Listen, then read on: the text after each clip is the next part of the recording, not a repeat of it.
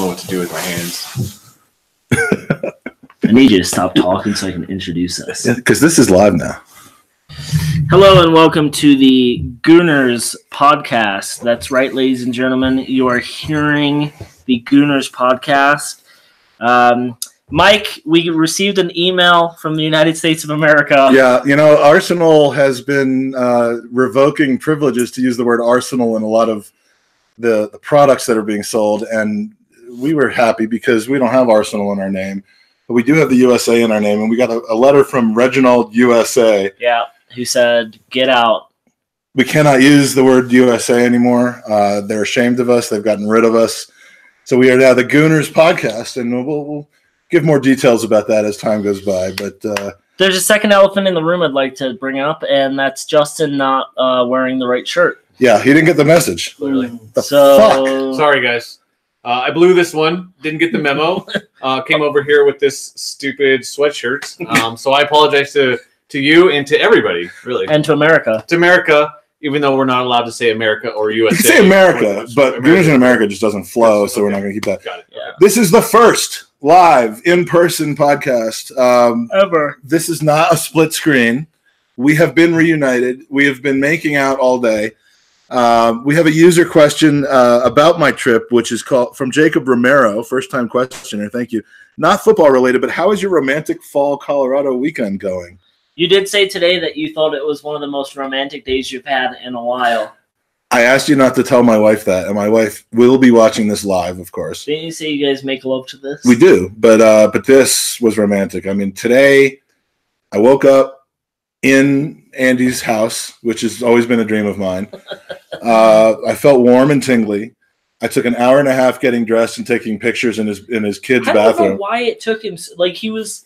You don't just get so like this instantly. I mean, there's a process involved. Okay, guys. There's a lot of ground to cover with the towel. There's, when I find butt paste in your bathroom, I have to spend 20 minutes tweeting about that. You are sharing a bathroom with a 18-month-old. I mean, that's my dream come true. So then we go for our petties, which was just Ryan Goss is in the chat room. Oh, Ryan. Hey, thank you. Hey, thanks for being in there. So then we had to get our pedicures. I mean, that's part of any. Normally, we both get pedicures before we podcast, but we've never actually done it together. No, we haven't. And so he gets the chick and going bareback on his legs with no gloves on. Because I'm a regular. They know me. Yeah, they know that you're not diseased. I have the woman who has 84 pairs of gloves on, and she's just barely touching my feet and my legs. Joey, she was a podiatrist. The look of disgust on this woman's face when she was clipping his toenails was short of amazing. I mean, was it bad? Like, what was... This is what he said. She had to do surgery. He walked downstairs this morning and went, look at this. Look at the state of these. And I went, you do know you can clip your own toenails, right? And he's like, fuck that. No, I mean, why would you not pay for someone for that? So this is why I've never gone to do that, because I'm just like terrified of somebody like messing with my feet. My pedicure took 45 minutes longer than his because by the time he was done, my woman was still puking. It was a shit show. But yes, my feet. They're beautiful, wonderful, and then after that we went out to lunch with Andy's mom and Andy's son, my two favorite people in the world that aren't, well, don't tell my kids that I like them more, but and then we went up to like Lookout Point, like Mountain. I think people make out up there normally. No, they don't. Oh, you tried. They don't. I was under the impression that people did, so when in Denver. You guys have been to Lookout. You're both born and raised in Colorado, right? I'd say people probably go up. Probably a lot of people that make out up there. There was a blue Lamborghini on top of the mountain, and all these people were taking a picture with it. And Mike and I were just like, it's a car or whatever. And then we had the audacity to be in the back of some guy's drone video he was making. So he looks like he came out of like a Pitbull music video, right? So then we're like as we're walking back to my car, we're like, clearly they've rented this vehicle. And they have it for an hour. An hour. At most. When we get down to the base of the mountain, they were like exchanging that car for their own. For their Honda Accord. And there's nothing wrong with it, but it was like a 1992 Honda Accord. And we were both like, come on, like don't dress the part and act the part. All right, tough guy. Yeah. So that's what people do here. But lovely, glorious day in Denver. Couldn't ask for a better host. First time Andy and I have actually met in person since we've started doing the podcast. Second time we've met overall. So why did Ryan get you in trouble with Arsenal America? I don't know. Don't know. We're not going that live with asking stuff like that. Well, he just said sorry for getting you in trouble with Arsenal America. Oh, I don't know. Okay. I don't know that I am in trouble with them, but sorry, Ziegler. So it's the Interlull, and we talked on the last podcast about basically how we are the greatest team the world has ever seen. I mean, we're winning every possible trophy, including the ones that we're not even in this year. So we don't need to go over that at this point. But let's introduce the lovely gentlemen and welcome them back into the podcast because they have been on with us before. This is the man who I love, one of the many men that I love, but the man I love the most. This is Joey Murphy, Mr. Hello, Joey. How are you? Nice to be back. He's talking to my computer. Joey hasn't featured on more than this will be your third podcast. But you've been mentioned on probably 85%. 85 to 90% of the podcast. That's pretty good. So that's he's pretty good about that. He is, if nothing else, the Gooners Podcast mascot and the beloved friend of the pod, Joey Soros. Joey Soros, exactly. I like it. And then we have the Mexican who hates Spaniards. That would be me. Justin Trujillo. All right. Perfect pronunciation. AKA the guy that didn't get the memo. So there's not a tremendous amount to talk about. International games have started. They've gone pretty well. Andy and I watched the most boring game ever, and nothing is coming home to Croatia or England today. But we both fell asleep during the game. One thing that we saw in this morning's news, before we get to some user questions, is Arsene Wenger, our favorite guy that we swore we'd never talk about again after the summer. Apparently may have found a job that starts in January with Paris Saint-Germain. I believe that is what they're called. Mm-hmm. Not as the coach, not a coach, not a game, practice. We're talking about him being the what would it be, like the director of football over there? Yeah, it'd be the CEO. It'd be the Ivan Gazidis for our PSG. I don't have to act like I'm a complete idiot for asking that question. I don't know what it's called over in France. We talked about it earlier. It's a feederly. Well, we talked about a lot of things earlier. So apparently he will be tasked with the transfer decisions and the what do we call it? The war chest. He's going to be in charge of running the operations for the club. And this is a question I asked Mike, and I'll give it to Joey and Justin. If you gave Arsene Wenger, whether or not it's for PSG or Arsenal, a £200 million transfer budget, there's nothing else he has to worry about. Like wages are already taken care of. That's a separate pot, but it doesn't matter. You have £200 million that you give that man, and there are obvious needs within the team. How much money do you end the transfer window with? Is he? I just can't imagine. Like I just picture him being frugal, no matter where he's at, no matter how much money he gets. So I just imagine him in his head. He hears, "I get $200 million," and he's like, "Over my lifetime." So like he's spending $20 million this year tops, and then he's like, "Oh, I got great." He's like, he didn't get the memo that it's $200 million every transfer window. Yeah, exactly. So he's probably not using it all. Maybe half, hopefully half for them. I mean, he's got to get a good bargain. I mean, he's not going to just go and overspend on somebody. So, and then all of a sudden it's going to end. He's like, oh, but I have all this money to spend. I mean, if the Mbappe rumors were true towards the end of his tenure with us, he was willing to invest that $100 million. I don't believe that for a second. And I don't either. But I'm just saying, like, Joey, if he had $200 million, how much do you think he ends the transfer window with? Well, I mean, the two clubs are run differently, I mean, Arsenal's been always run more like a business, and PSG is just going to throw the money at it. But I'm saying there's no question. There's no this is they're so cash rich. You give them $200 million, and you say this is a drop in the ocean. How much does he end the transfer window with? Do you think he spends all of it? I think with the philosophy of the club, he would spend every penny. You think so? Yeah. I just don't know if he's got that in him. And I was going to ask you, like, who thinks that this is a good idea ultimately for PSG? And if there's anyone that could possibly think that. It would be my positive friend Joey. Is PSG going to end up finishing third or fourth in the feeder league in the next couple of years? Or I have no idea. Yeah, where are they at now? I mean, they're obviously going to win it every year, right? I don't know. Monaco, and that's the other thing that we want to talk about. Monaco apparently has their new man, Thierry Henry. The rumors out of France, he will be announced on Monday. It's a great move for him. It is, and Monaco's a team I could get behind. I like Monaco. I've been to Monaco once and was devastated to find out they had just been relegated because I spent a lot of money on their shirt. But Thierry Henry to Monaco makes all kinds of sense. It's a team with a good structure. He obviously has history there. They presumably have money to spend. What I don't like is the article that comes out, clickbait ass motherfucking shit, that says Thierry Henry will take the job at Arsenal and he's ready to raid Arsenal's back room for talent. He said a previous club, didn't it? That's what you said to me. No, well, but it was Arsenal. So they're going to raid Arsenal's coaching staff for talent. And I clicked on it because I click on shit. And I scrolled all the way down to the bottom to find out that basically he might want to bring in Kwame Ampadu, who's one of my favorite Arsenal players of all time, by the way.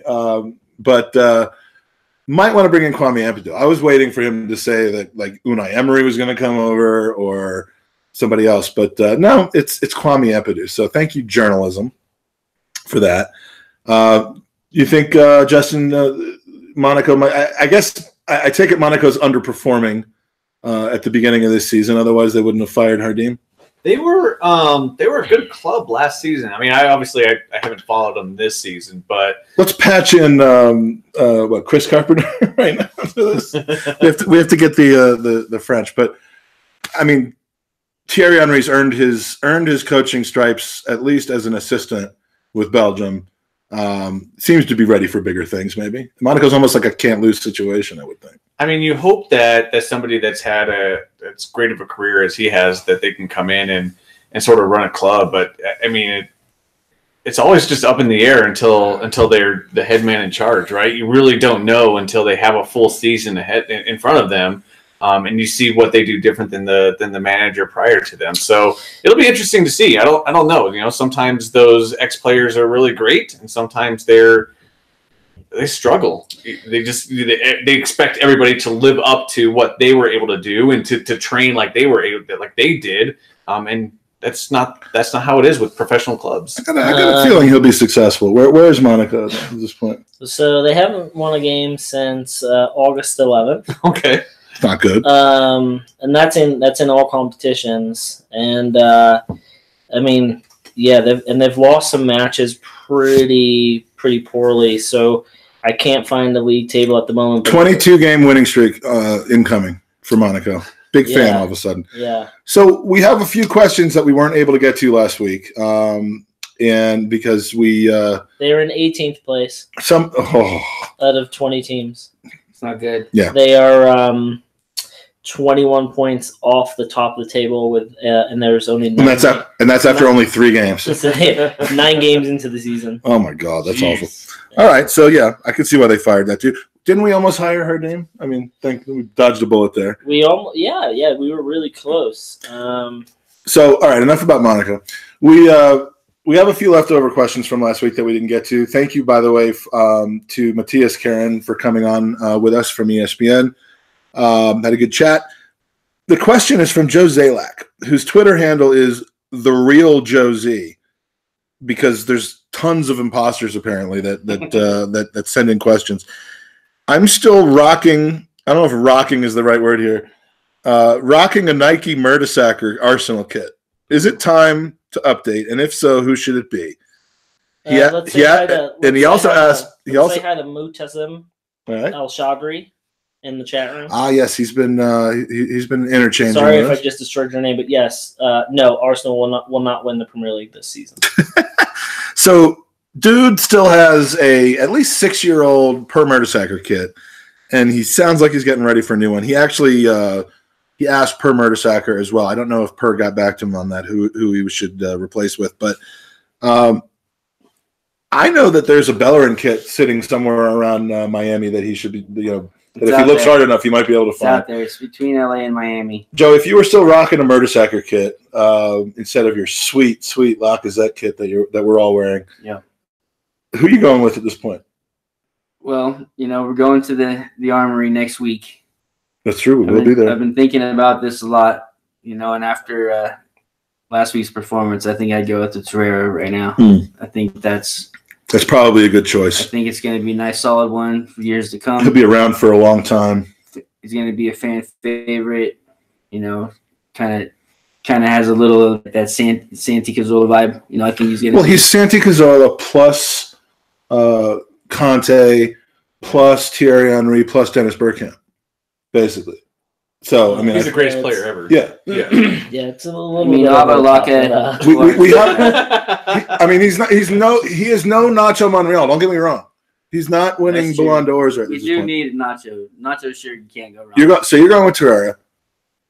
Who would you replace Murdersacker with? Because I think the Murdersacker shirt may have run its course. This is going to surprise you.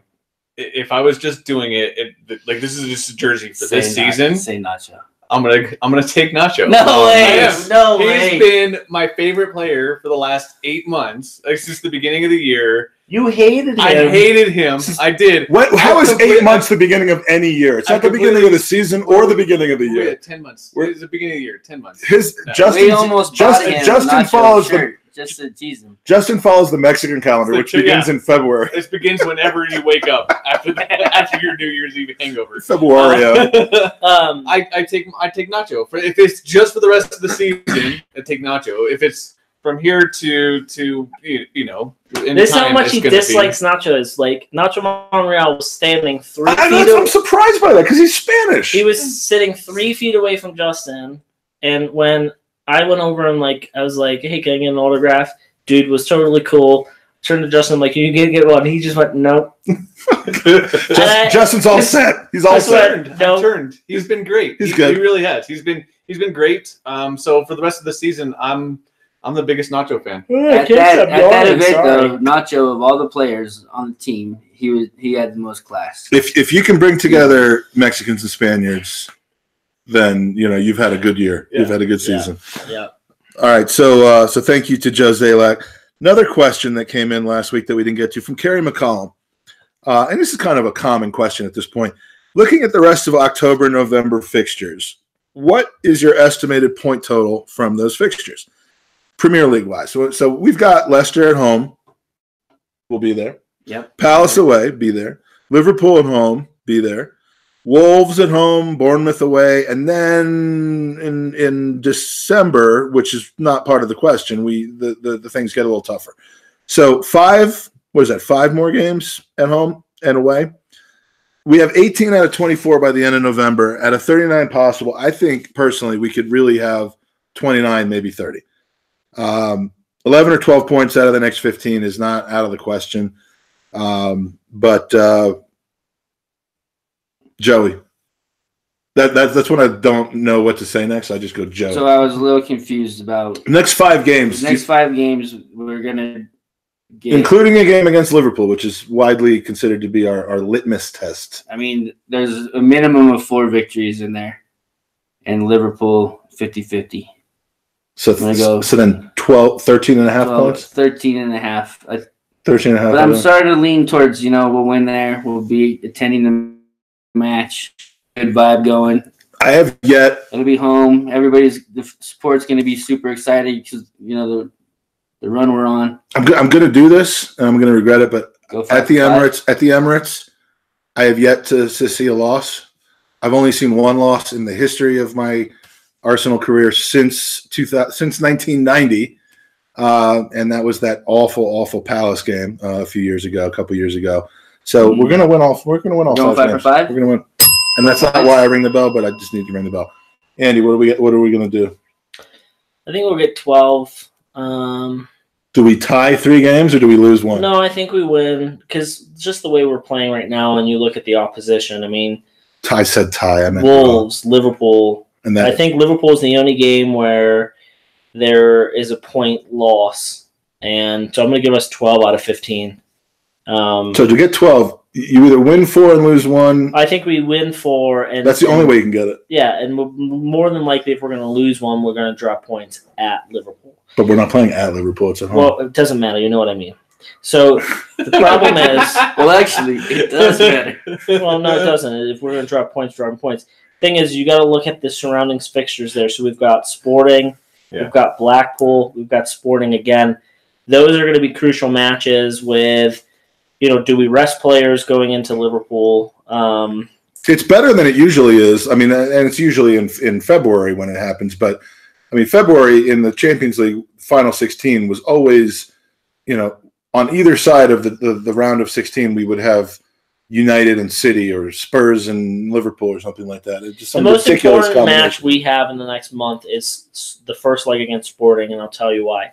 We win that match. A hot take. If we win that match, we get to rest the team going into the second fixture against Sporting, which is the week after Liverpool. Yeah. So that gives us, because we talk about November, we start December off with Tottenham and Manchester United in 4 days. In the space of 4 days. So you look at that, and I see Sporting in that week, and I see Volska, I think, right before Tottenham. That Sporting match allows us time to give these guys rest. We'll go out and we'll just murk Blackpool. I'm not concerned about that. But I give us 12 out of 15. Jay? You went deep into that. I you were just going to give a number. Yeah, I was like, 13 is great. 4 wins and a draw. Talking just curious what you guys think is, like, where is Emery's focus at for the season? Is it just Premier League, or is he just trying to figure out what am I going for? Am I looking at just a top 4 finish? Am I trying to win a trophy? Like, what is he focused on? I think his focus right now is getting this team to play his way. I think at Christmas, they always say the team we'll know the top 4 at Christmas, and I think we're going to know the top 6. I think there's going to be a little bubble. Mm-hmm. I think. Well, when do we not know the top 6 in August? I bet if you went into Emery's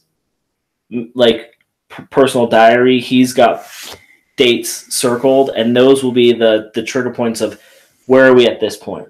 What are we doing at this point? Where are we at this point? So I think he just wants people learning his system. And then we're going to kind of see, hey, if we beat Liverpool and then we get 4 out of 6 points against Man United Tottenham, it's fucking on. It's serious business then. Because then we go on another run of games where we should be smashing teams. We do, actually. We have a pretty good flat track ahead of us after those 2 early December games. The festive period is never easy, but we're not playing the toughest teams. I mean, Brighton away, which we sucked at last year, but I don't see that happening again. We're always terrible Boxing Day. For some reason, I think we got a 4-0 loss against Southampton. But this is a different. That was actually New Year's Day. This is a different. This is a different squad. Now. Different mentality. Different mentality. I don't think there's any question, though, that to your question, the Europa may be his focus this season. The league may be a bonus, and I think by playing well and by buying into his system, we may just end up finishing 4th or 3rd. Frankly, you can do that without even beating your top 6 rivals, but just taking care of the flat track teams. You will finish 3rd or 4th if you take care of them and win your away games more often than not. You can finish top 4, but I don't know that that's what he's scheming towards.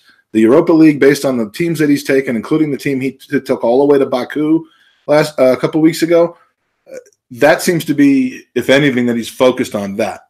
But if you look at the run of matches we have at the tail end of our group, that's why he's taking strong sides, is so he can say, let's get out of this group.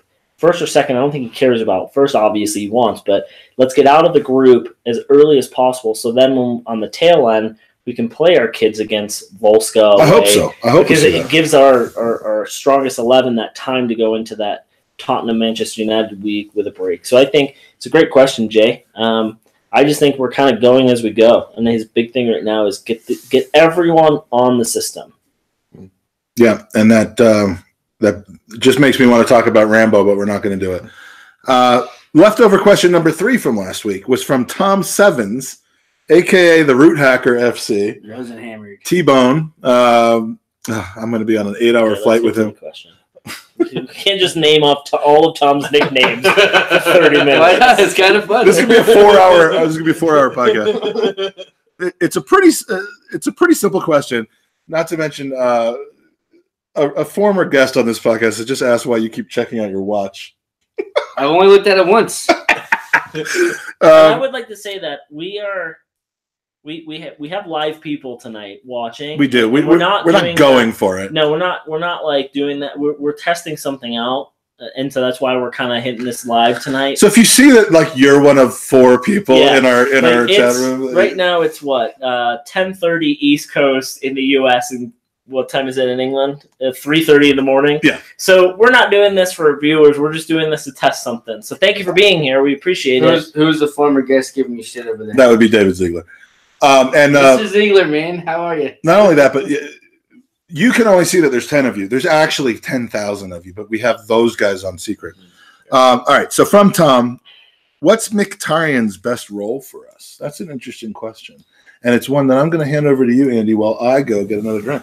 I think Mkhitaryan's best role for us right now is being a better player. No, it's upstairs. I don't feel like we've seen enough out of him this season. I think he's been I don't think he's been that good of a player. He wasn't the Mkhitaryan that ended last year. I think his run of form is kind of poor.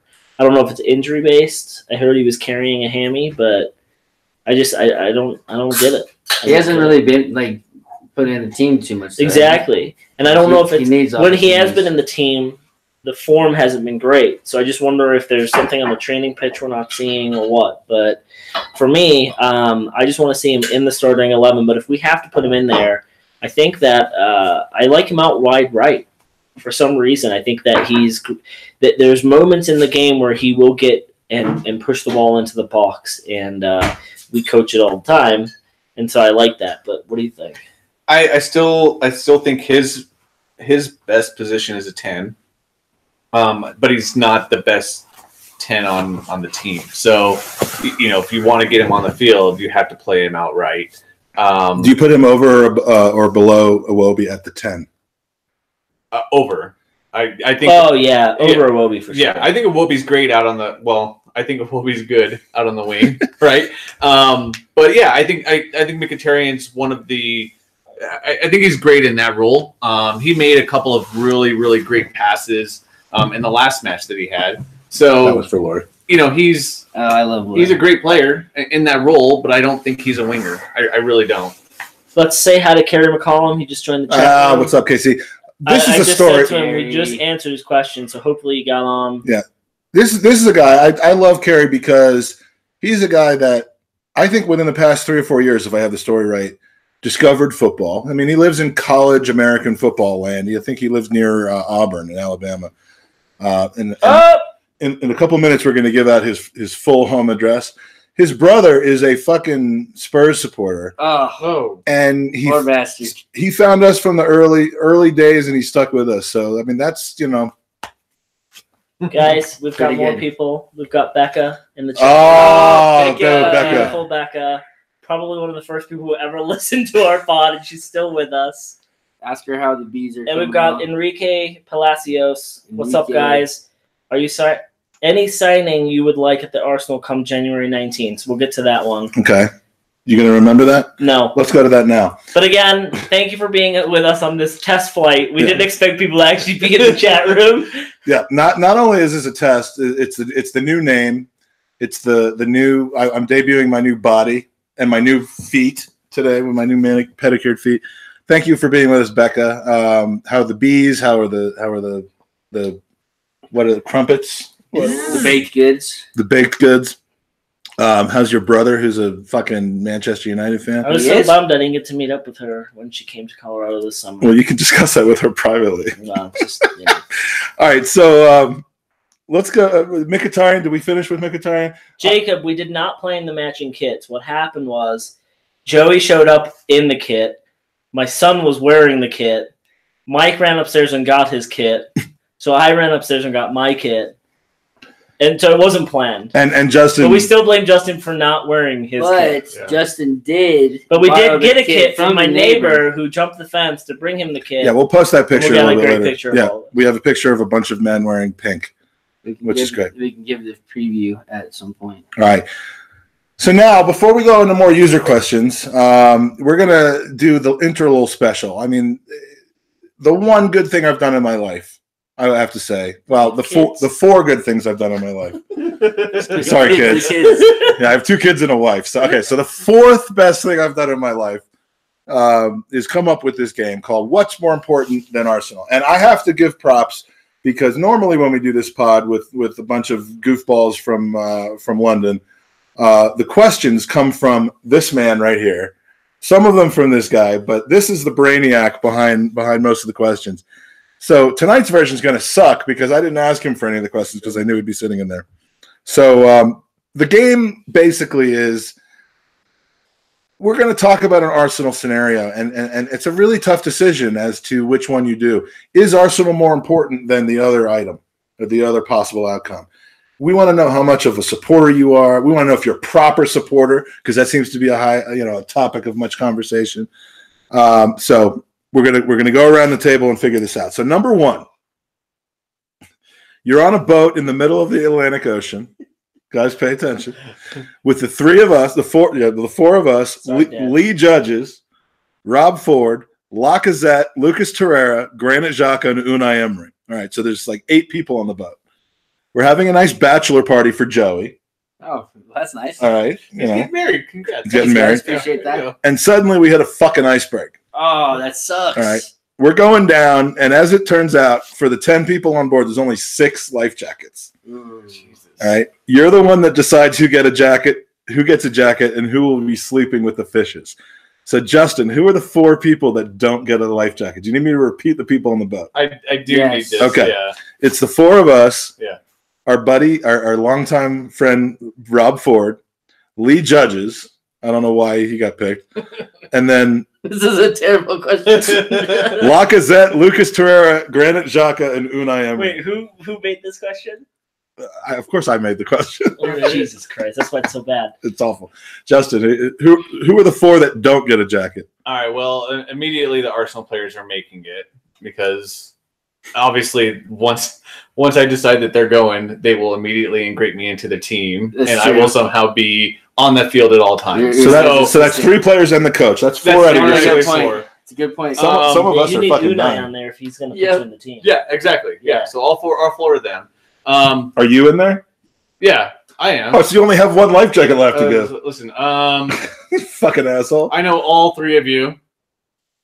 I know you enough that I don't need you around anymore. I love you guys. Whoa, that's some cold. I love you guys. That's ice cold. The length of time that I've known you. Well, you've known Joey since you were kids. So you're like, the length of service. You're like, I'm gonna let 23 years. Yeah. Like, that's good enough. Good enough. I'm gonna let Joey die because I want to get to know Rob Ford better. I've never seen Rob Ford in person, so I want to hug that motherfucker up. Well, right? I love hugging that guy, but look, it's not all of that. All right, so Rob Ford and Lee Judges are left. You got to save one of them. I guess I go. I know They're Rob both a little bald. bit better. I don't know him enough in person, so I'm gonna go Rob. Sorry, Lee. I'm sure you're a great guy. Hit me up on text, and maybe I save you next year. He is nice. Lee actually. Lee's a piece of shit, and let's be honest. He's closer to death just naturally than Rob is. That he pulled today. He's fucking first one off the boat. Yeah, I'm gonna kick him off the boat. All right, so let's go to you because Lee we're all dead now. This won't be a surprise to Lee. He's off the boat. All right, so Lee's off the boat. Who's off the boat with him? You got 3 more people to die. I can't believe you killed it. This is the second Interlull podcast in a row. You're off the boat. Yeah. And you know why. You're gone. So I gotta kill one other person. You got 2 more people. So Lee and Justin are dead. You got Rob. They were getting eaten by the fishes. Plus the Arsenal players. Rob's a tough one because we have a lot of stuff in common. But tropical trance. Cowboys, Arsenal. Yeah, Arsenal. Of course, I think we all have Arsenal. All 10 people have Arsenal in common. But that's a lot of depression with another person, so he's off the boat. So everybody's saving the players. You guys see, Arsenal's more important than your friendships. All right, so Rob, Lee, and Justin are off the boat. Yeah. I'm still on there. I'm holding. You're looking at the 2 people. Joey's got to get married. Well, Joey, me, and 4 Arsenal people are still on. fighting for. Oh, you're gone too. Oh, you fuck! One more podcast. You got more time on your hands. Yeah. You can fucking enjoy your slide back into obscurity, motherfucker. I want to welcome David Ziegler to the chat. David, man, he has come in with a great fucking question that we're going to go to after this one. All right. And Becca says, haha, yo, that Ottoman is, and then the fire emoji.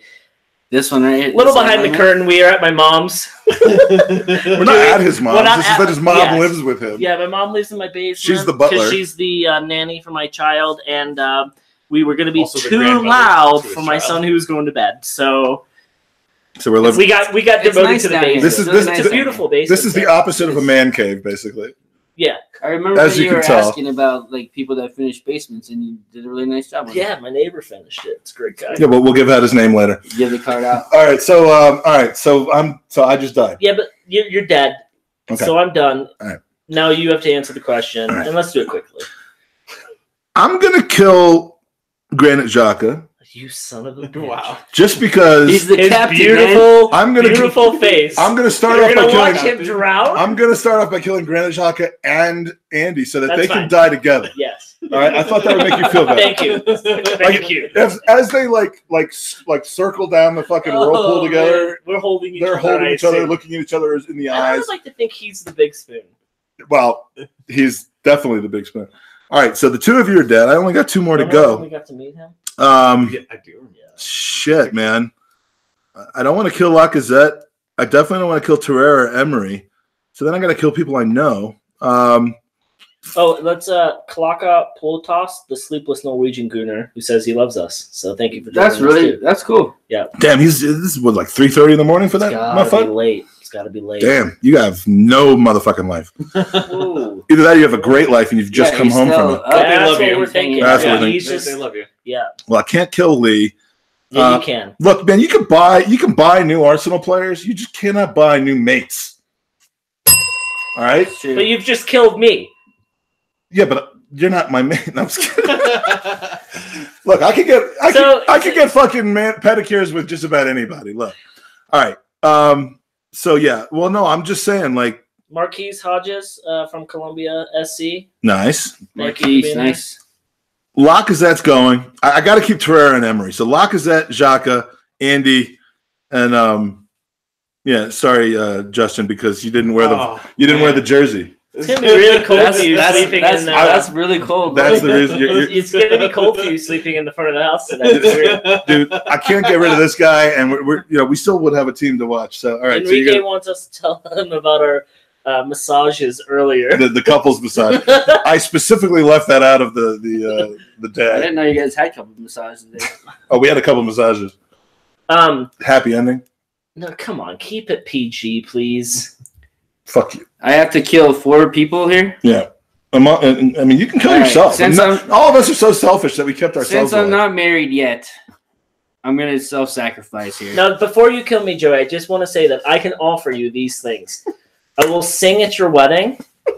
And I'm dead. I don't need you to sing at my wedding. Oh, you're sacrificing yourself? Yeah, I'm gone. Well, hold on, because you might change your mind after I tell you that if you want me to sing an Eagle Eye Cherry medley at your wedding, same tonight, it's all I know.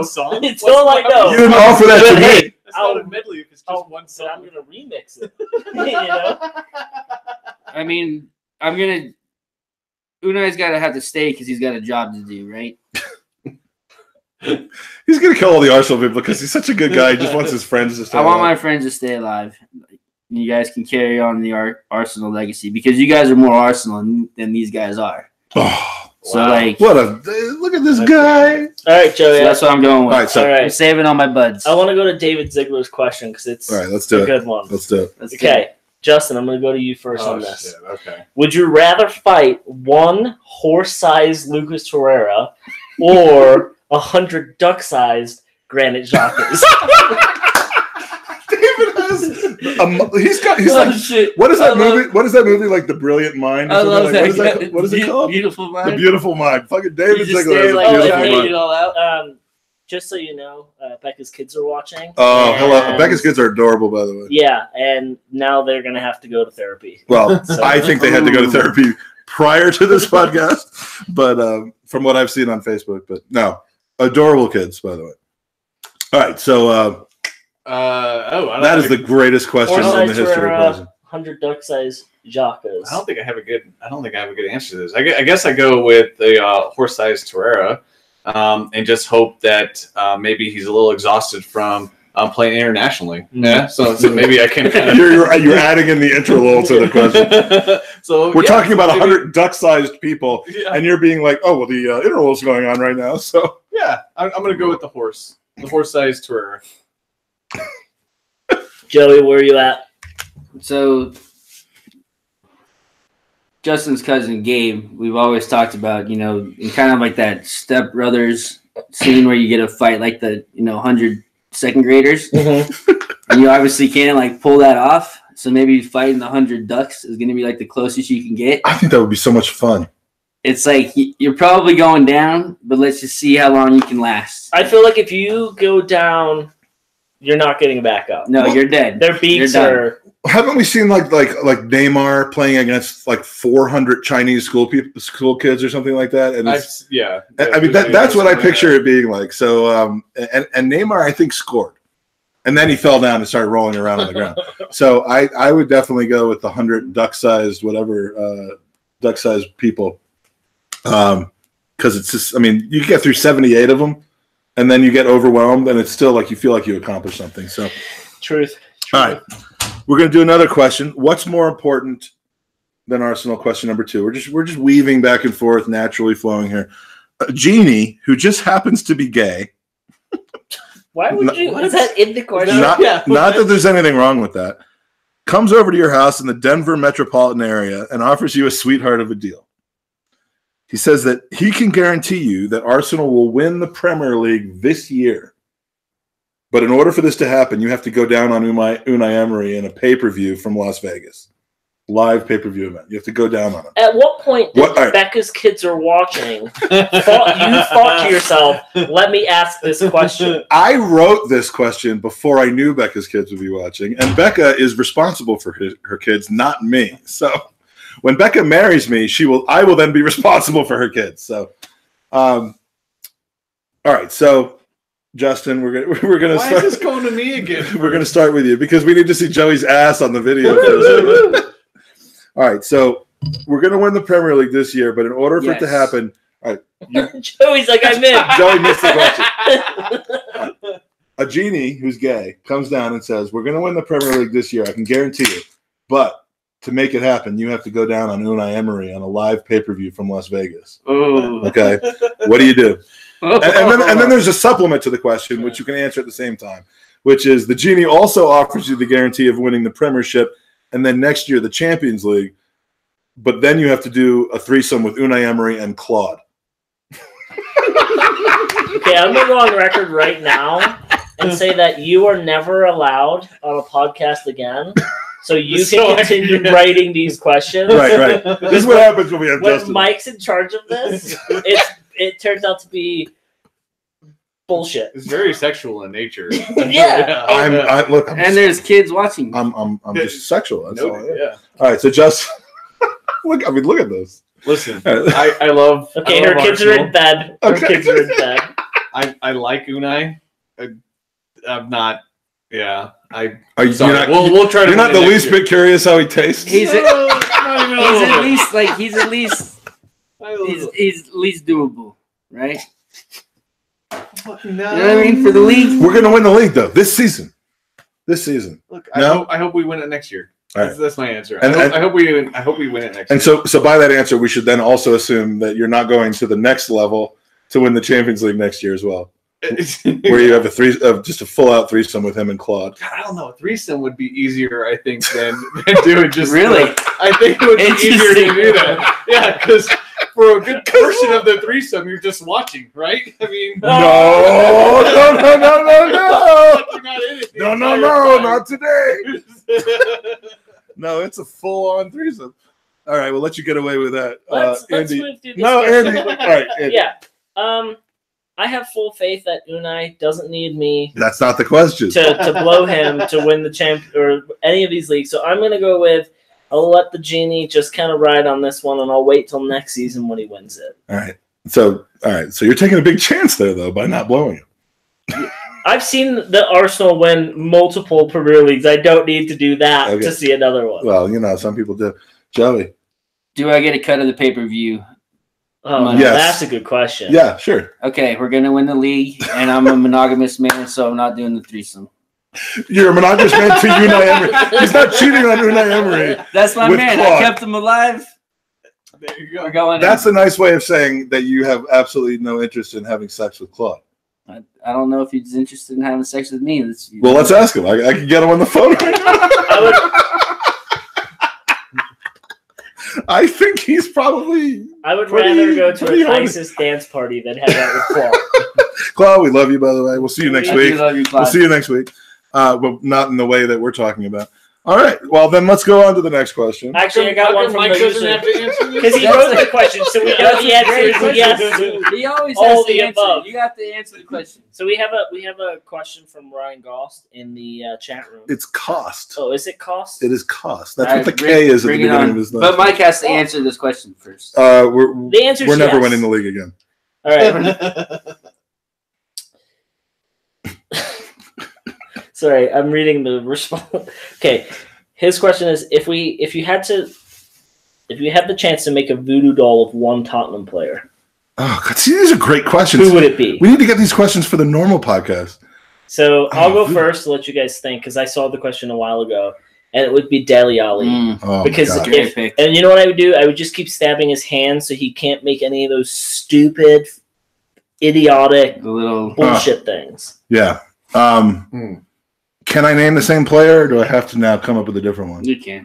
You can answer. Because Dele, I would stab him in the eye so that he couldn't do this shit anymore either. But that guy's a cunt. If I had to choose somebody besides him, Hugo Lloris, because you should know better. Okay, you Joey. Fuck. Yeah, let's move this along. It's Kane. Kane. Oh. Okay, can I say Pochettino? Sure. Yeah, I think he runs that ship. So once he's gone, nice. I think they're done. Yeah, once he is gone, they are done. He might be gone soon. Yeah, that will be fascinating. That Man United job would be. I will say, taking this seriously again, when we had our little stadium situation and our austerity period, we never worried about our coach leaving. I mean, we might have wanted him to be someone else, but we never had to worry about it. They do. And if their coach leaves, their players are going to shit. Mm-hmm. So, I mean, it's stay tuned, fellas and ladies, because the next 6 years with Tottenham are going to be a shit show. All right. What other bullshit question have you written for us? What's more important, number 3? This is a hard one. This is really, really hard one. And this one may harder than having a threesome. Threesomes with 2 dudes. Yeah. This may or may not have been inspired by our good friend John Horlick. Oh, this is a good one. who's made it through almost 30 years of life with the last name of Horlick. I mean, if you can imagine what that's like. Then, all right. So you're sitting in your office. You have the unique opportunity to watch Arsenal play against Karabakh on your computer, streaming live online. But here's the big obstacle. In order to watch this important game, it's going to cost you the massive sum of $2.99. Oh, man. So, it's a tough decision for everybody, but do you, A, suck it up and dig deep into your pocket to make the fucking thing happen and watch this game? Or B, put that money towards Jergens lotion and then let your mates update you on the game on WhatsApp? I mean, this is a huge decision that people face every once in a while. Oh, man, that was a pretty good blast. I liked it. Joey, $2.99, $2, or do you watch the Arsenal? That can get you a Baconator. No, it can't. It cannot. No. What are you, vegan? Yeah, vegan doesn't know. Vegan AF. I can get a block of tofu for. Yeah, there's a reason for that, Joey. Look, man, anytime you're not going to spend $2.99, $2.99 to watch Arsenal play, I just don't know what to tell you. So you would spend the $2.99 and then deal with the consequences later. Look, I'm going to blow the manager for the league here, man. I'm going to spend $2.99 to watch a match. He's going to blow the manager, but then not spend $2.99 to watch that manager who's just come in his mouth. Whoa! Coach the team. Whoa! We never talked about that. We've been talking about taking shots. We never talked about finishing. I thought it was just assumed that he'd be shooting ropes. All right. Okay. All right, $2.99, or do you watch the Arsenal? I mean, I know what your answer is because you split it with everyone. I split it with you. I know. With everyone. Well, you split the other one with other people. That's very true. Yeah. But yeah, I mean, you pay for it.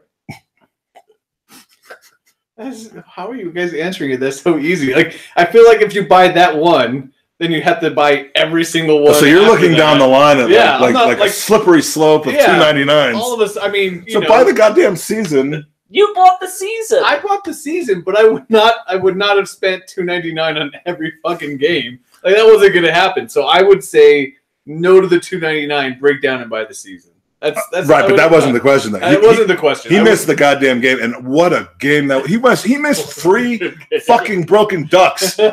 One for each dollar he didn't spend. Especially if you have the opportunity to like actually watch it at work. I mean, a lot of people can't do that, and then it's like, come on, Horley. Joey, a lot of the time, relies on Justin to give him updates while he's at work. A lot of times I can stream it now, but I just go like this, and then Joey knows what the score is. We're connected that way.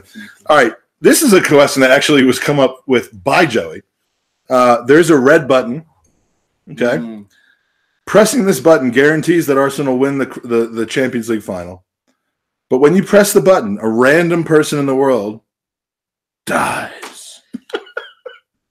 Random person. We do have another question from the chat room. Are you saying that it's better than this one? I want to acknowledge Enrique because I missed it earlier, but we will get to it. So sorry. Now, I know how much Andy worries about people he doesn't know dying, and it's 0. So Arsenal wins the Champions League. You press the button, they win the Champions League, but you know that you are personally responsible for the death of someone. But I don't know who it is. No, but they might have like 84 kids. Or they could be 84 years old and had a good... You willing to take that risk? No. You don't press the button? No. Really? I'm not going to kill someone to win the Champions League. You killed somebody to fucking win an argument in our chat room. No.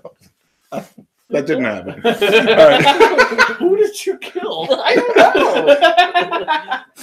know. All right. I'm actually surprised to hear that. Why are you surprised that I'm not on board murdering someone? Because, you're pretty ruthless when it comes to shit. All right. Look, when it comes to stuff that I have to, managing you, I gotta be ruthless. Champions League final. What was the name of this movie that I stole this question from? Oh, was it the Box? It might have just been called the Box. Yeah. This is essentially the same as, the question is basically the same as Arsenal in the Champions League. You pull out a gun and you just have to walk up and shoot someone. Yeah, but you don't have to physically do it. Yeah, but you still know that I would never do that. Happened. I would never do that. Here, you would do this. Yeah. It's fucked up. You're pressing the button? I'm pressing the button. Look, it could be... Every human life is sacred, I would just like to say. But the human lives... Except for the guy the human lives, I don't know, are less sacred than the human lives. Like, you could get lucky and get, like, a Tottenham supporter. I mean, exactly. Like, you could get lucky. Terrible, Joey. I'm not saying I pushed the button. I'm just saying it could happen. The other end... I make sure the other end of the button is totally and completely hooked up to a nursing home. And that way, it's not even like... I don't think you can wire it like that. No, I know. If you could wire it to like a hospice care, then it would almost be like... You're helping. It would be like merciful. Yes. Okay, but that wasn't the question. No, so yeah, I guess are you pushing the button? I'm an enormous dick. I don't think I can push the button. I couldn't push the button. Are you pushing the button? Champions League final. Millions of people just like so happy. Oh, we're winning the Champions League. Millions of people happy. One person not so happy. Well, there's more than one person. One person in their family not so happy. And nobody knows, right? If he says you push the button, I will be shocked. David Ziegler wrote, "You press the button, and apparently it kills all of Andy's Ruth." Because he's not ruthless. You can't press the button, but what about Lordos's alternative selection? You press the red button and you kill Arsene Wenger and you win the Champions League. Oh, that's just. I don't do that. I don't do that. No. Can't do it. I don't do that. That's awful. Brian, you fucking dick. We have no button pressers? I pressed the button. You pressed the button. Oh, congratulations. I'm a dick. Thank you. There's nothing more important than Arsenal to me. All right. Here's a question from Enrique. if you could bring back one Arsenal legend to play in our current squad, who would it be? At his peak or like right now? He says one Arsenal legend, so let's assume it's at its peak. They got to be able to help the team. So it's not like 50. He's not Charlie George. No. So it's like two. I'll answer first because I saw the question. I'll give you guys. I know who you're picking. I bet you don't. I know who he's taking. You know who he's taking? I know who he's taking. Who? He's taking Bergkamp. That's what I thought. That came up. But I'm picking Tony Adams because we need help in defense, and he's the leader. So I'm taking Mr. Arsenal, bringing him back. David Ziegler wrote Pascal Saigon. Of course he did.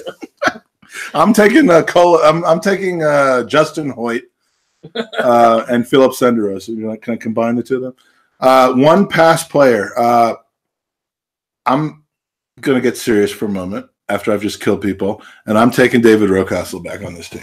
Ooh, that's pretty good. You took a life and you brought a life back. Yes, thank you. You know, life is an equal sum game, my friends. And for everyone who is listening to this on camera, because it might go live, Mike is staying in my house, and if I'm not alive tomorrow, it's because he pressed the box over Andy's face. I'm gonna lock all the doors and get into my bedroom. And if that happens, get ready for a fun Champions League run next season.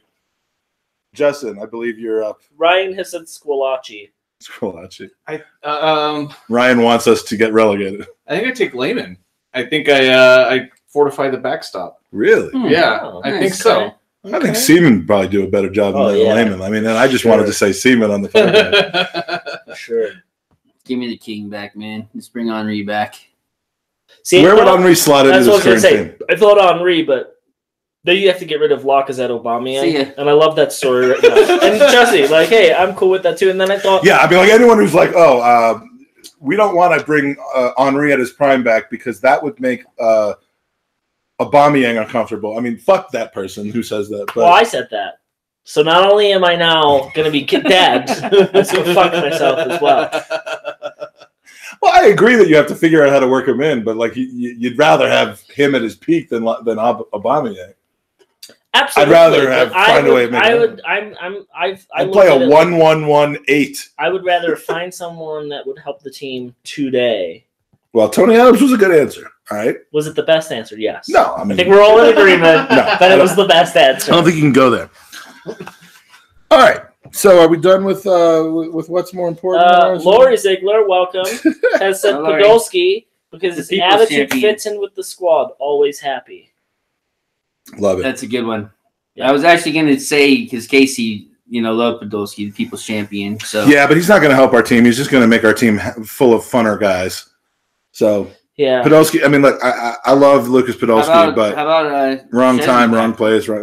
Get him smoking in the. By the way, quick shout out to the first guest on Gooners in USA ever, 108 podcasts ago, George Devaney, who has had a son this week, Prince George Jr.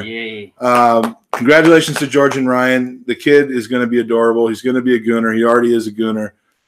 We love when people we know put some D's in the P and then they have a baby. Whoa. And it's fantastic. So congratulations to them. We got a ton more user questions. I think we might be done with what's more important than Arsenal here. Yeah, let's be done with it. So thank you for a wonderful rendition of what's more important than Arsenal, where I kill people. All right, from Schwinn. Who's the better manager so far this season, Emery or Sarri? Ooh, that's a good question. I know Joey's answer. Let's go to Joey, though. I mean, he's kind of my boyfriend now. Sarri, let's give Sarri props because everybody and their mother and me and my mother all thought that Chelsea was in crisis, and they are leading the league right now. Who's been the better manager? I mean, it's my boyfriend. It's Emery. Ziegler saying we have to call George Sr. right now. George Sr.? Well, yeah, he is George Sr. GFBS. We have to call him on the phone. Yeah, let's call him. Oh, we have to call. Nah. He's got a lot going on. I mean, we're going to wake the motherfucking kid up at midnight. Ask David if I can look at my watch to see what time it is. Yeah, because he hasn't looked at his watch since he was made conscious of it.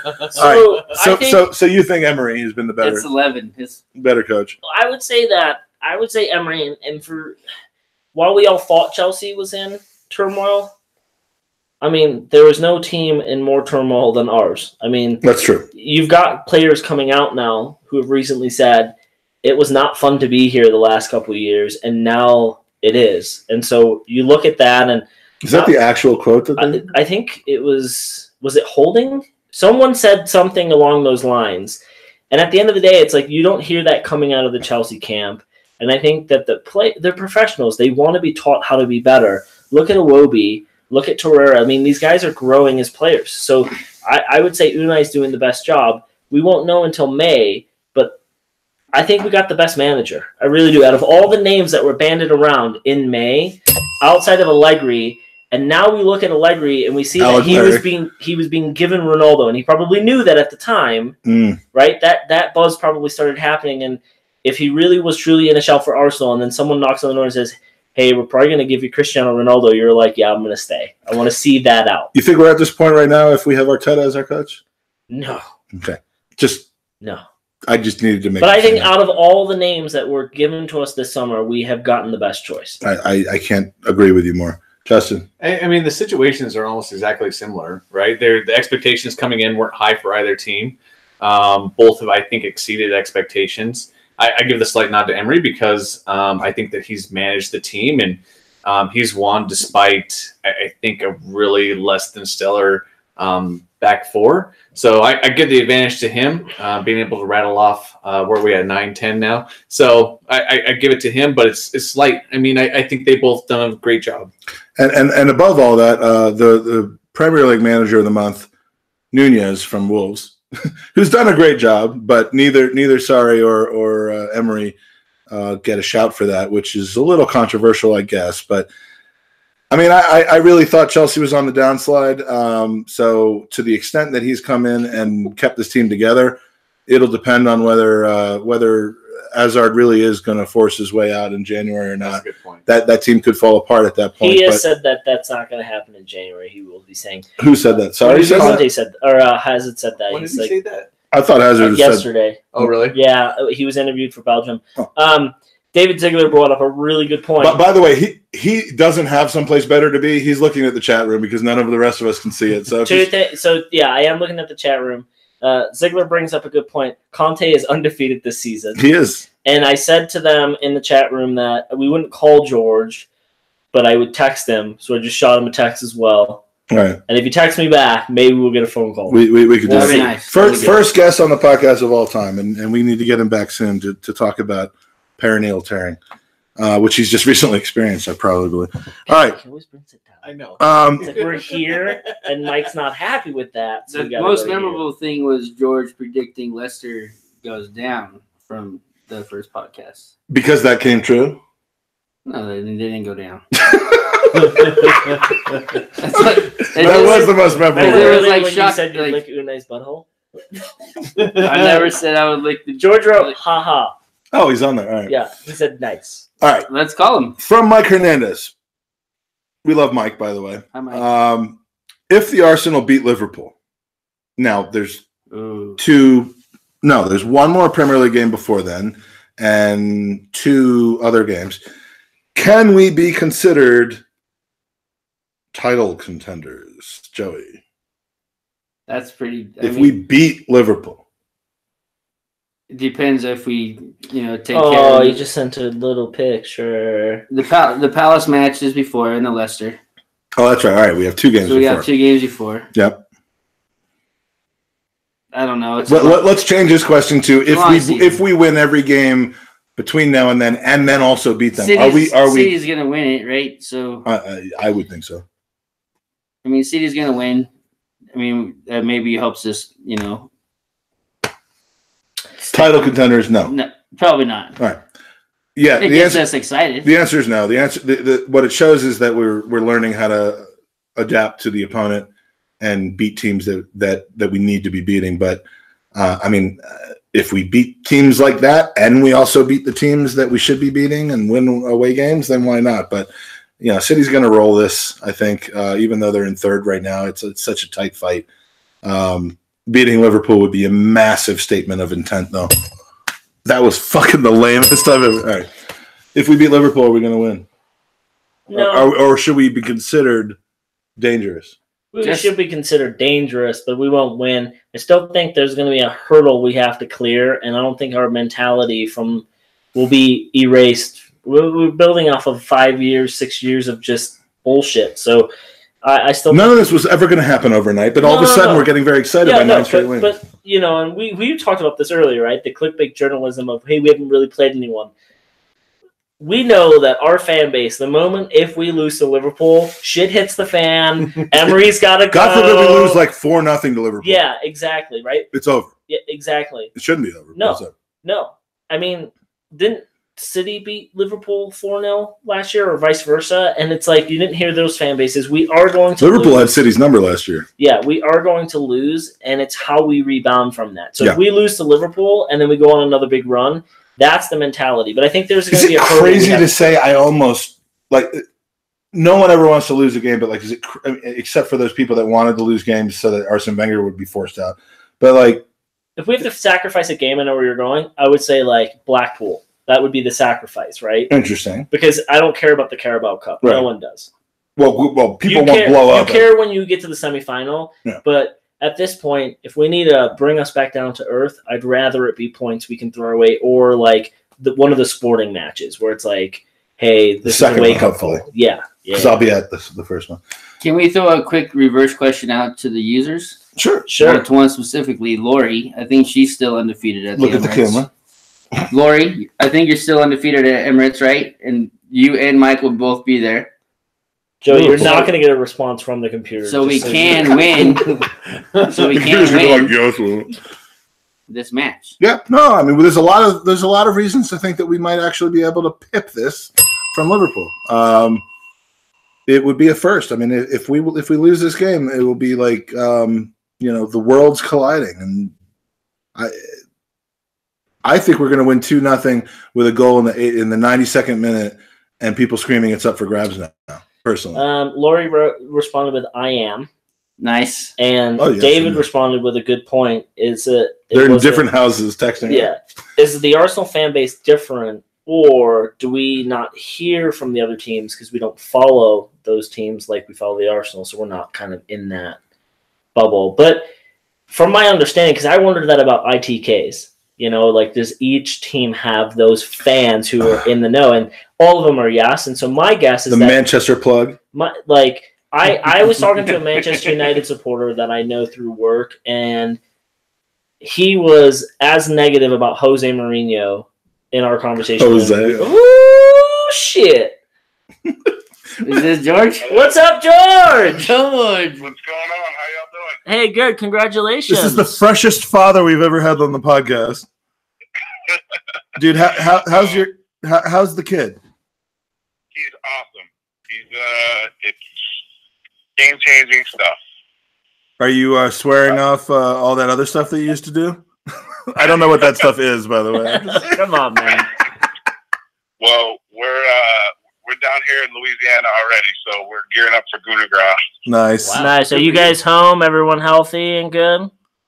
We are. We got home. He was born Monday, got home Wednesday night, and he's healthy, happy. Ryan is healthy, happy. He's big. Came in at 9 pounds 3 ounces. Yeah, that's even bigger than I was 9'2", and now I'm still 9'2", obviously. But how's his hair is what everyone wants to know. So it depends on the shadows, but so some people have called him blonde, some people have called him a redhead. When it came out, it was curly, but now it seems to be straight. You said when it came out? when he came out, it looked just curly. All right. Dude, how psyched are you that Paul Pierce sent you a congratulations? That was awesome.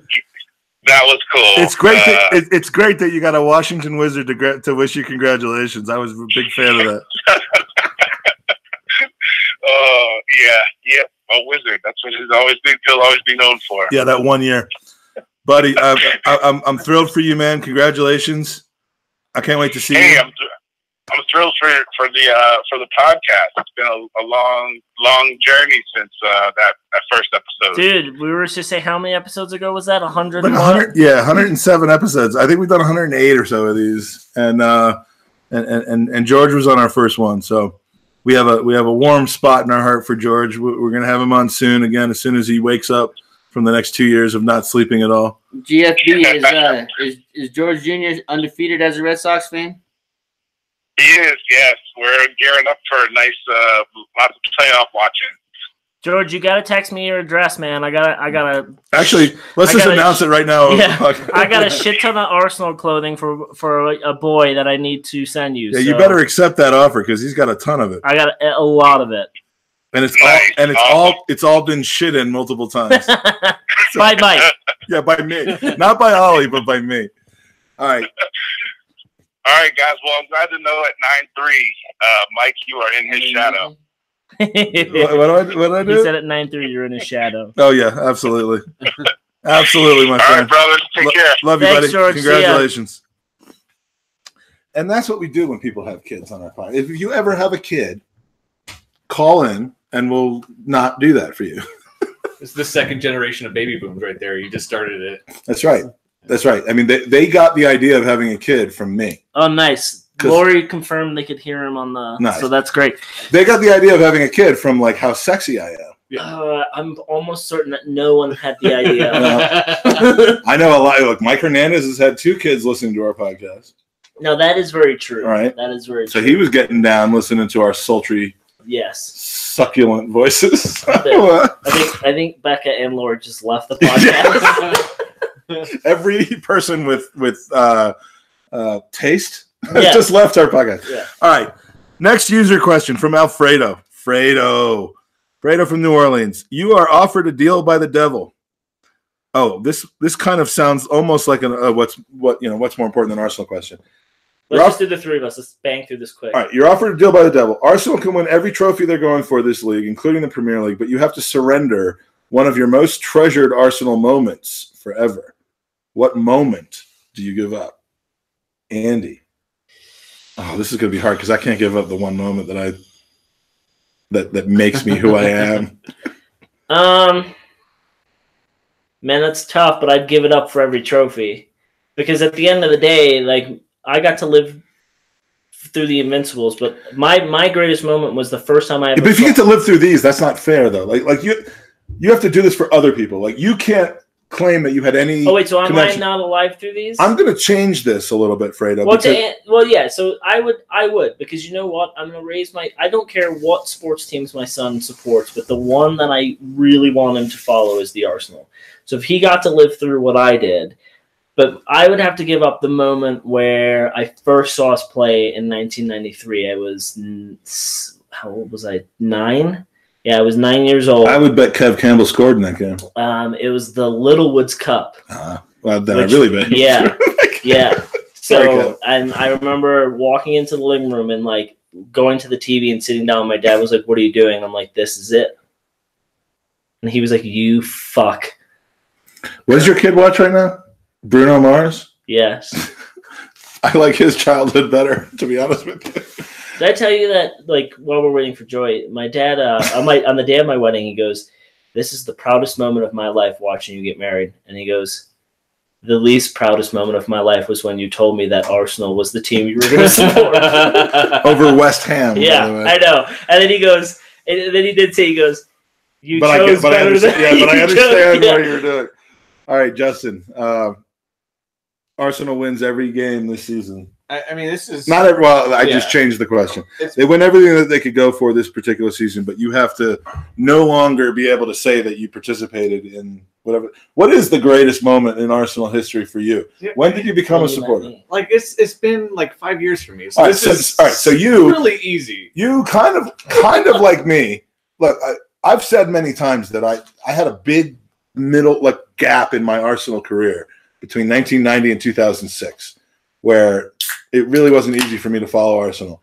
So I missed a lot of the glory days myself. Yeah. You came in after, where we were kind of a long-suffering team. And I think the first time I met you, Justin, one of the first times you were wearing an Arsenal shirt, and I asked you why you were an Arsenal. What the fuck? You shook him. You shook him. It surprised me because I'm like, this isn't the time for someone new who Arsenal supporter becomes a new Arsenal supporter. So, like, what made you do it? There was a couple of different reasons. It was, I think it was the first year after, not this last World Cup, the World Cup before that. And I was really into Alexis, and he had just transferred over. No, it's funny now. So that was one of the reasons. Plus, Kroenke was the owner.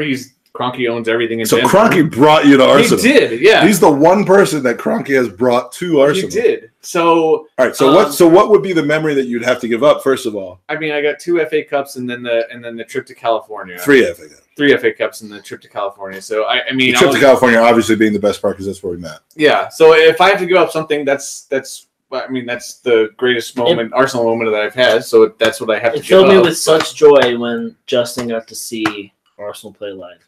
It was really fun. I saw the tears. We got to be there for it. My favorite part was when Ozil just walked across the field in those fucking white pants. He did, right? Yeah. In those white motherfucking skinny jeans that Lee Gunner 82 would wear. With the spiked hat.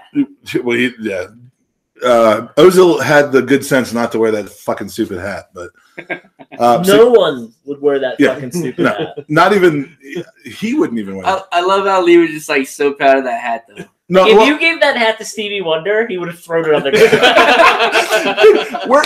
we're in the fucking Lookout Point today. We're at this like fucking amazing view of Denver, and there's an African American man with dreadlocks that's standing there and glasses. Okay, he was wearing glasses. Okay, he's like, "Is that Stevie Wonder?" And I'm like, "Why the fuck would Stevie Wonder be at Lookout Point?"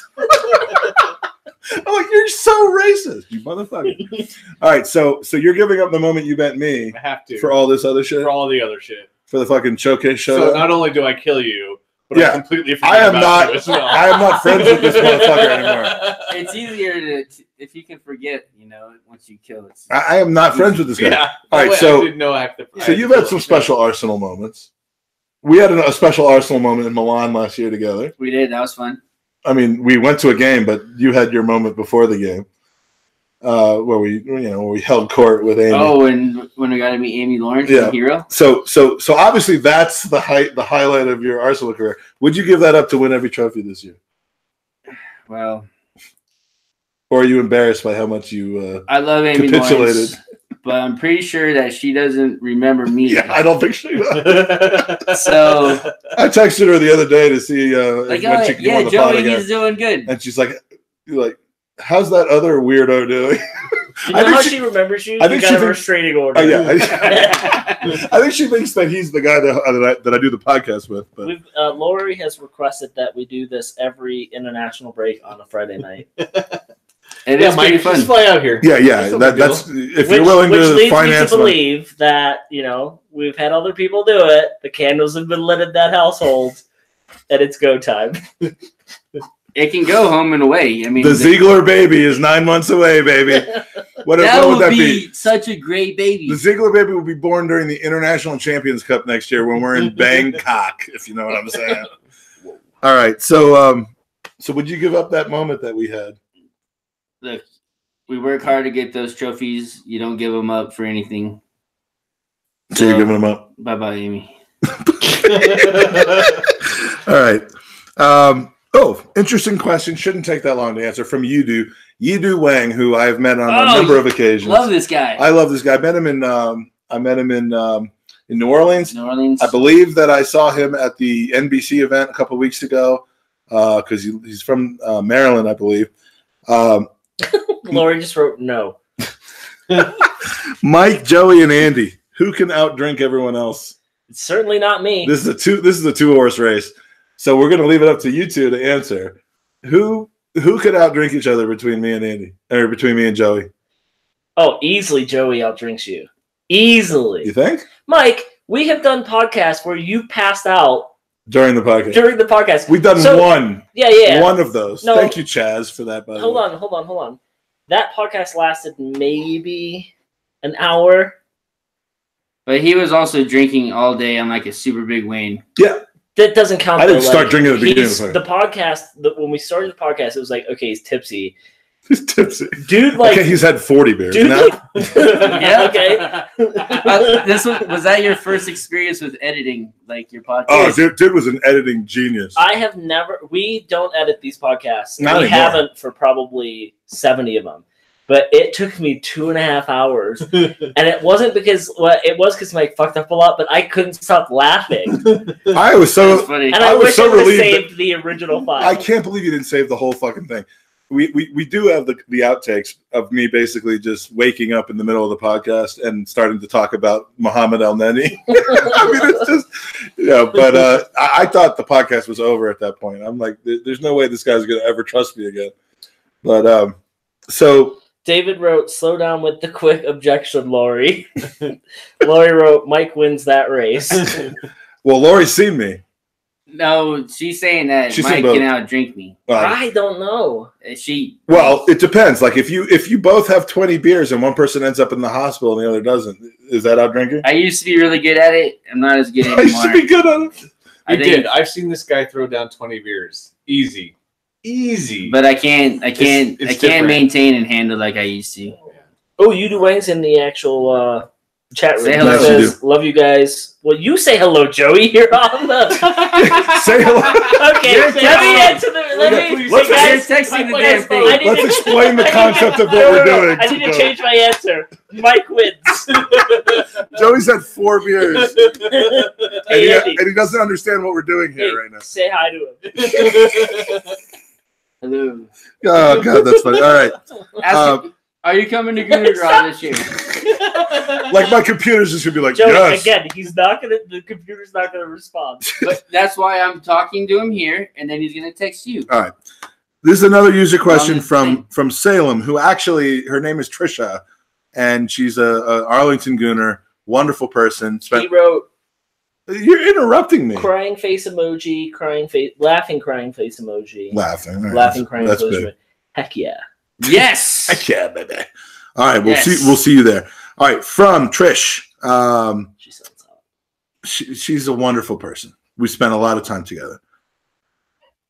All right. Which designer are you wearing? How long did it take to get ready for this event? And who did your hair?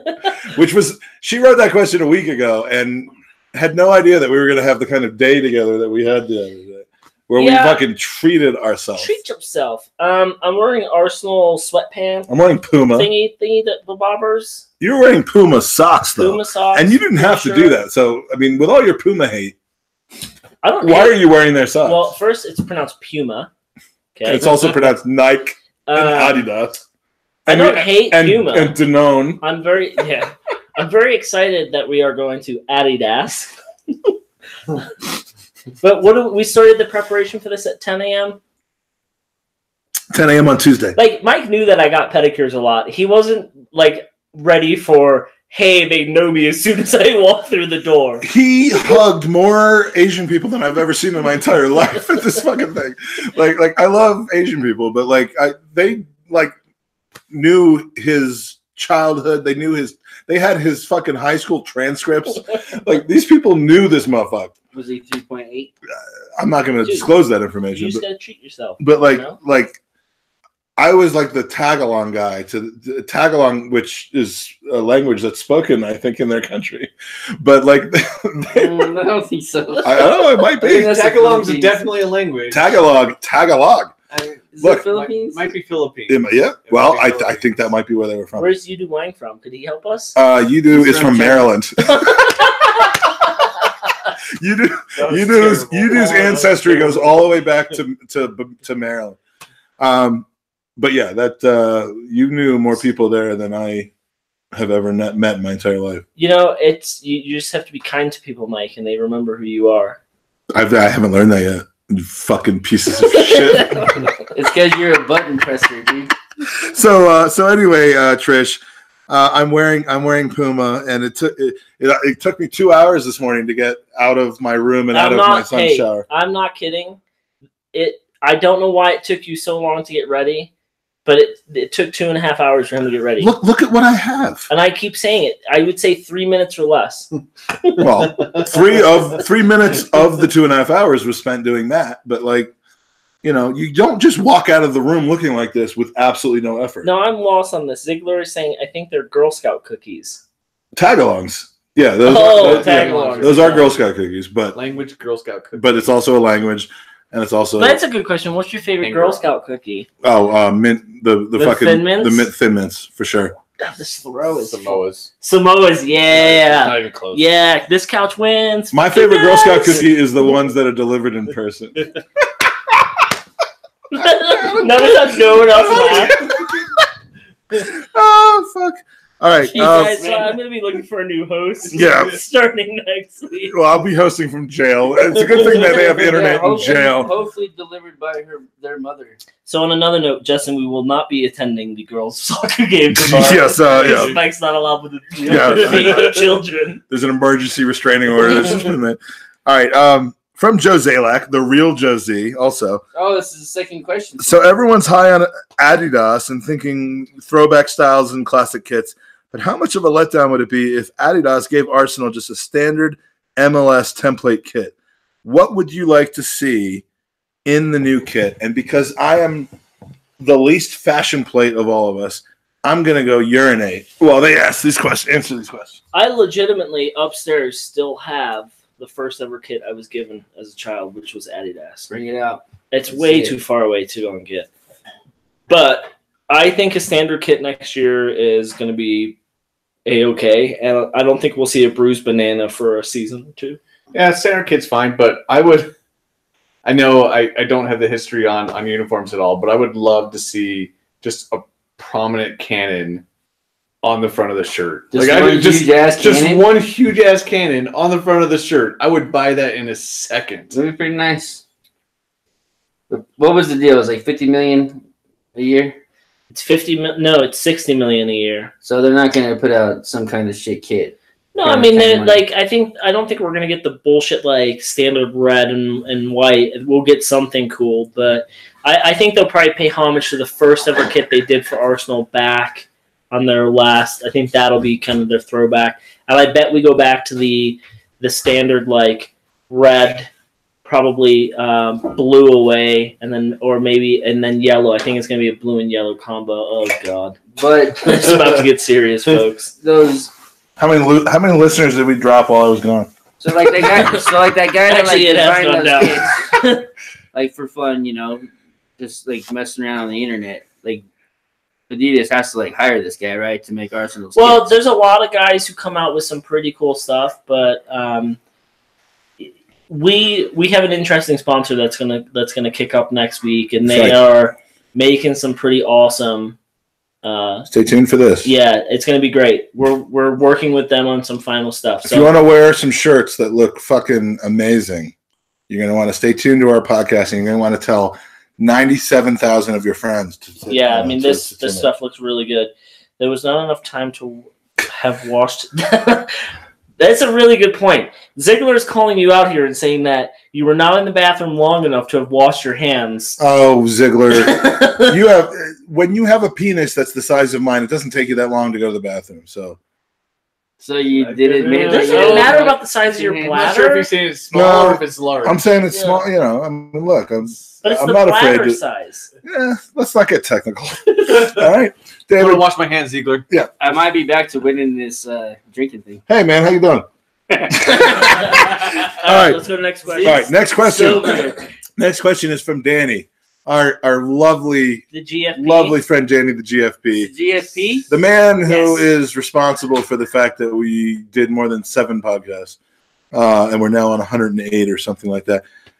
This is just for Andy and me. When you two have a bath together, and you will. Okay, I get why this is happening. Yes. Who gets the tap end, and whoever gets the tap end, do they then get to be the little spoon at bedtime? I am not a bitch, so you get tap end. You're a major bitch, dude. But no, I'm not tap end bitch.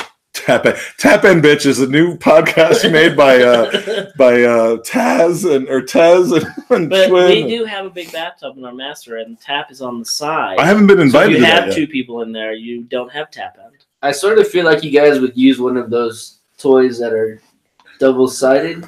One of the reasons I took an hour and a half in the bathroom this morning is because it's Ollie's bathtub, and there were so many fun toys in there to play with while I was showering.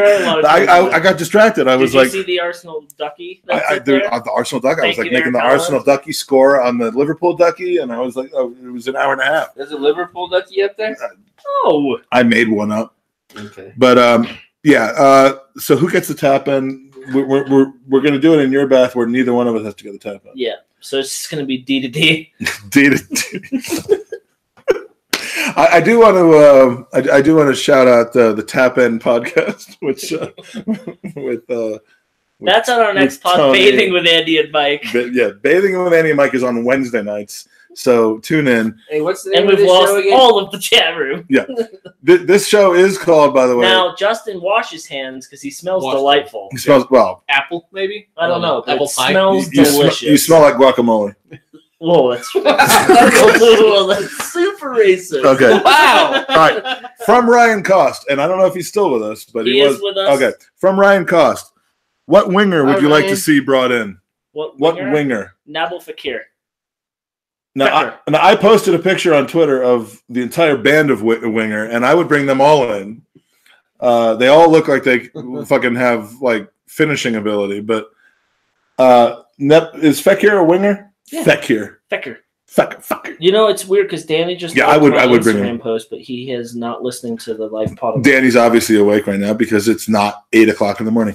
What winger would you want to be brought in from another team? Jeez, it's got to be Pulisic. I mean, I would love to. Really? Yeah, I would. You're going that American route. I'm going. Even though you're not American, I would love. Even though you're not all American.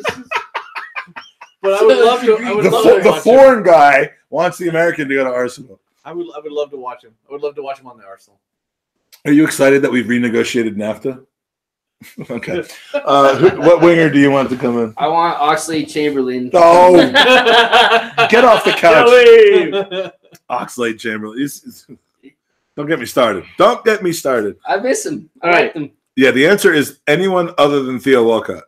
Okay. Good Thank you, Ryan. Thank you. From Ryan Cost on Twitter. Jesus Christ, this guy won't leave us alone. Fucking stalker much? He's bothering us. We've got a stage 5 and we clinger. love him bothering us. We've got a stage 5 clinger. We love it. We love it. I have stage 5 clingers. That was another reason why I was in the bathroom for an hour and a half this morning. All right. This podcast is going to be titled "Sorry About Mike." All right. Yeah, like he had, like, you know, when Saturday Night Live does the Fox and Friends and like they do the corrections. Yeah, it's gonna be like things that. This is the reason. Things that like Mike is sorry about. Yeah. It just like spills so fucking fast. No, it's gonna. I'm gonna have to edit it. It's just gonna be, you know, when you blur out something on a picture. Yeah. It's gonna be blurred out, and all the audio is gonna be cut from my. And episode 3.14 is going to be me up in his guest bedroom apologizing for everything I've said. All right. So from Ryan Cost, who would you want to bring in defense given Socrates, Tony Adams, Koscielny, and Montreal? He said Montreal. I love He said Montreal, not me. All right. Look, are aging for Champions League if we are to qualify next year. What was the question? Who would you want to bring in defense, considering that Socrates, Koscielny, and Montreal are aging, given our Champions League run from next year that we're obviously. Rob Holding. I mean, it is easier to answer that now than it was 2 weeks ago. I don't think I'm over exaggerating when I say Rob Holding is basically Vincent Kompany. Next question. He doesn't have nearly the size head that he or you do. No, I think Rob Holding's yeah. We have big heads in my family. Okay, Mike? All right? Big Head Todd is your favorite band. Big Head Todd. Colorado band. Yeah. All right. So can you think of anyone from from outside of Arsenal that you want to bring in defense? I mean, like last year, everyone would have said Virgil Is it Daniel Lugani, the Juventus center back? He's like 22, plays decent for them. I'd bring him in. Who's and I'm sorry, I forget his name, but who's that center back from that's playing for Ajax right now? Is it Ajax? Is it Mateus Legit or something? Some young kid. Yeah, looks fucking Mateus awesome. Legit or incredible. Yeah. Oh my god, that's so good. That sounds like an Arsenal signing. Yeah, right. Kind of a little bit. Love to get him in here. Great player. Joey, your laugh excites Lori Ziegler? I'm glad because he's gonna hear a lot of it for the next 2 weeks. And who are you bringing in the center back? Callum Chambers? Gabriel. Exactly who I was gonna say because I have Chambers. a man crush for Edmund Malone. He's coming back. I did tweet like 2 weeks ago that I was really upset that Gabriel wasn't allowed to be under this coaching. Gabriel would have learned English already if he was being coached by Unai Emery. He was brought in at the absolute worst time because he cared. He fought for the shirt. He was a decent defender. I think he got hung out to dry a lot because no one likes to blame Koscielny, right? So it was always his fault. And I would have loved to have seen him. So it's a good shout. I actually agree with that. Like with that. Let's pour one out for Gabriel. Don't do that because it's a new carpet. I'm gonna pour one out on his goddamn mother's. Yeah, when that Diego Costa stuff went down, he was there, man. He had his teammates back. It's like you don't see that too much. Well, and then he got the red card. David said, nice. sign some third division defender that Sven has been scouting since age 12, and that was Socrates. So we've already done it. Yeah, we've already done it. We waited 20 years to do it. All right, from Rob Ford. Sad times, guys. I think Becca has left the pod. We got the Zieglers, though. She's got a lot of bees to take care of in the morning. Yeah. All right. She's got to go make that honey. From Rob Ford. Given the Adidas sponsorship deal, what loan options or banks are best to consider for financing my apparel purchases on July 1st, 2019? Now, Rob has refused to get any new kit gear. He has actually held true to that. And Rob and John Horlick both fucking said, like, in 2014. Well, Horlick won't even pay $2.99 to watch right. Dude's not buying a kit. Horlick's going to miss 4 straight seasons so that he can buy one kit. Yeah. But, like, Rob has... Like he's done, yeah. and he kind of wanted the third kit last season, I think, didn't he? Rob, when Rob makes a point, he makes a point.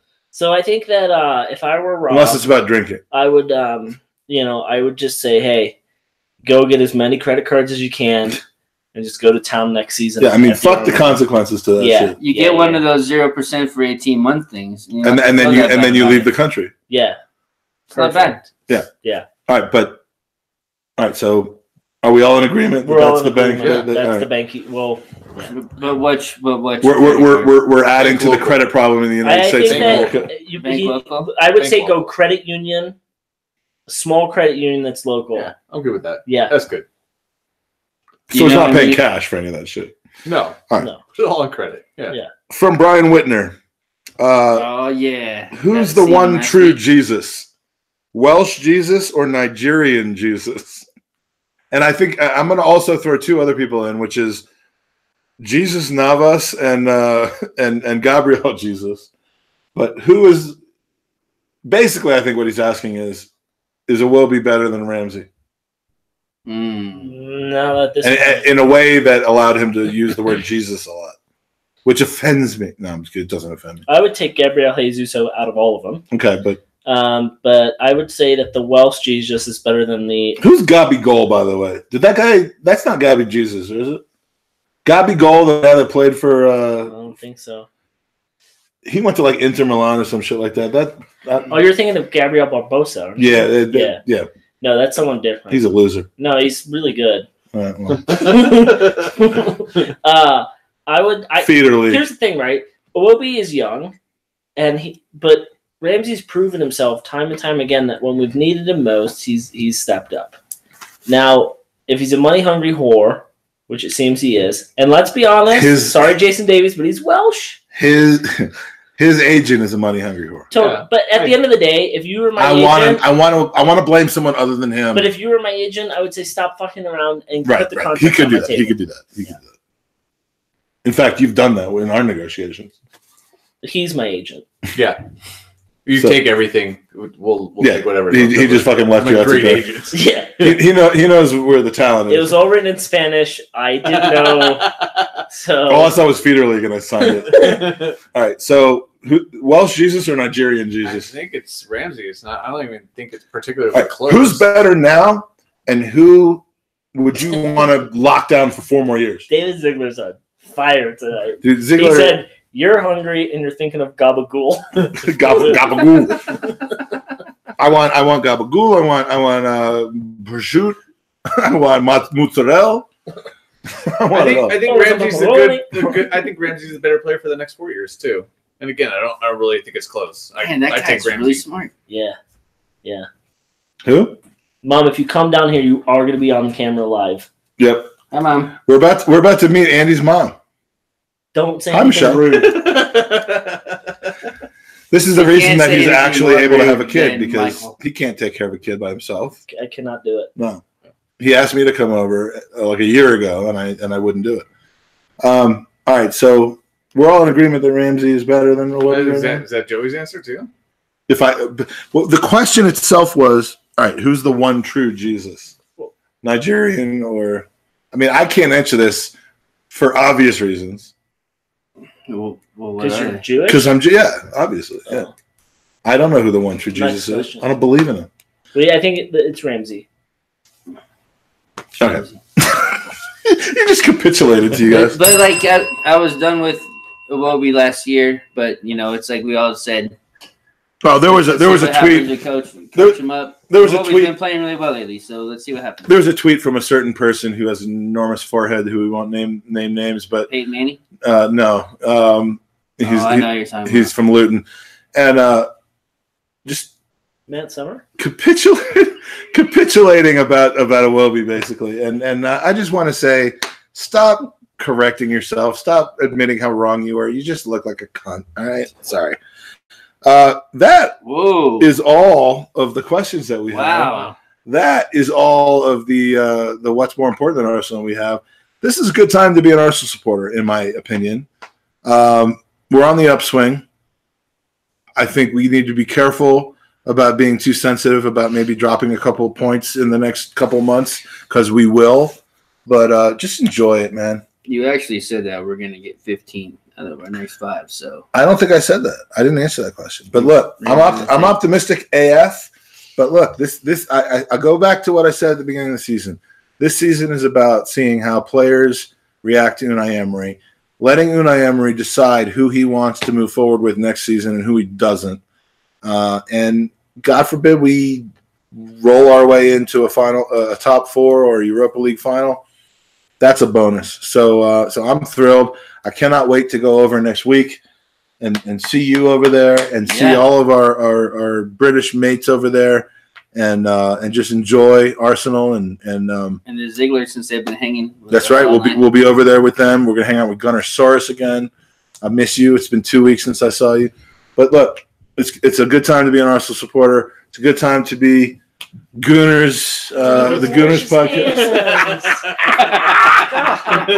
I washed my hands. You didn't, because he smelled wonderful and you smelled like chicken wings. So, anyone else have anyone thing that they want to say? No, listen. I want to thank. Yeah, I do. I want to thank the people in the chat room. This was a kind of we did this on the fly last week. We did it on the fly this week to see what happens. But as you're gonna notice, there is a name change. What is it again? It's going to be the Gooners Podcast. There's reasons behind it. We don't need to get into it, but it was something Mike. It was voluntary. Let's just put it it was something Mike and I had been separately thinking and not wanting to bring up to each other, and then we did, and we're both like, we have the same viewpoints. We're just ashamed to be Americans, basically, is what it is. Yeah. So so next week when you tune in, we're both going to have British accents, and we're both going to just change the Well, Andy, same podcast, same everything, just different name. And Everton. You do say Everton, kind of funny. Everton, 100%. 100%. All right, let's say goodbye to these folk. All right, folk, we'd like to say goodbye to you. Thanks for joining us. Thanks for watching us. We will be back after the Leicester game, which we will have been at. And we know you're going. You keep saying that. It's live old now. From the 12 pins. Yes, we will do it next Monday. Come on, you Gooners, and then you're gonna have to watch me get up off the couch and fucking turn the computer off. Can we edit that part out? No, we cannot. So, see ya, guys. Oh, shit. That was hilarious. We get off camera. Why did you just snort? He totally snorted. Press the stop button. There's a big red button that says stop. Hit the stop button, Mike. Where's the fucking It's a stop right there. I know, but like, that doesn't work. Absolute bellend. What are you doing? Spotted dick. We've hit rock bottom, folks. We have hit rock bottom. All right, the last. Thank you, Ian O'Regan, for